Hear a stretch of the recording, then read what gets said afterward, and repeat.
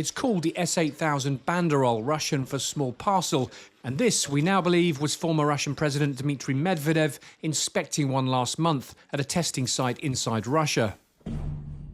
At the start of the year, cities across Ukraine were hit by a mysterious new weapon, a relatively small but highly manoeuvrable cruise missile that they struggled to jam.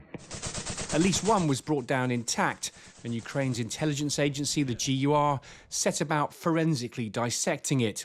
What they found is outlined on this website, and it shows clearly how Russia is circumventing sanctions to obtain the components its defence industry needs. The GUR looked at each section of the missile in turn, tracing the provenance of the parts and the companies that made them.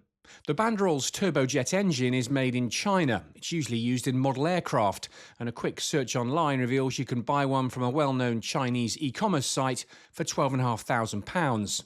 In fact, Ukrainian investigators found 20 of the missile's key components came from 30 different companies, including rechargeable battery packs from Japan, parts for the Banderol's flight controller made in South Korea and the United States, and a microcontroller manufactured in Switzerland. Ukraine says the missile contains 24 microchips, mainly sourced from a Russian distributor called Chip and Dip. It's sanctioned in the US and Ukraine, but not by the UK, EU, Japan or Australia.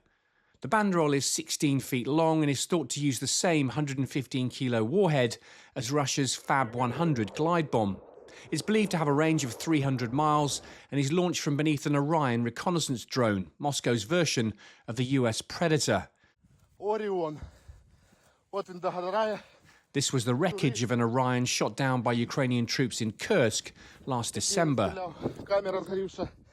Kyiv believes the Russians are also adapting their Mi-28 attack helicopters to be able to launch the Banderol. So how are the Russians getting these foreign components? Well, Moscow is under stringent sanctions, but it has years of experience evading them. It diverts shipments through third countries and also accesses recycled electronics from China. The Russians also take components from non-military items and repurpose them. And this isn't new. Last year, a Russian S-70 stealth drone came down inside Ukraine, and it was found to contain dozens of Western-made parts. In fact, Ukrainian intelligence says it's found close to 5,000 foreign components inside 165 captured Russian weapons. A clear warning that Western sanctions, while good on paper, are proving less effective in practice. Simon Newton, BFBS Forces News. Thanks for watching. For more from BFBS Forces News, like and subscribe to our channel.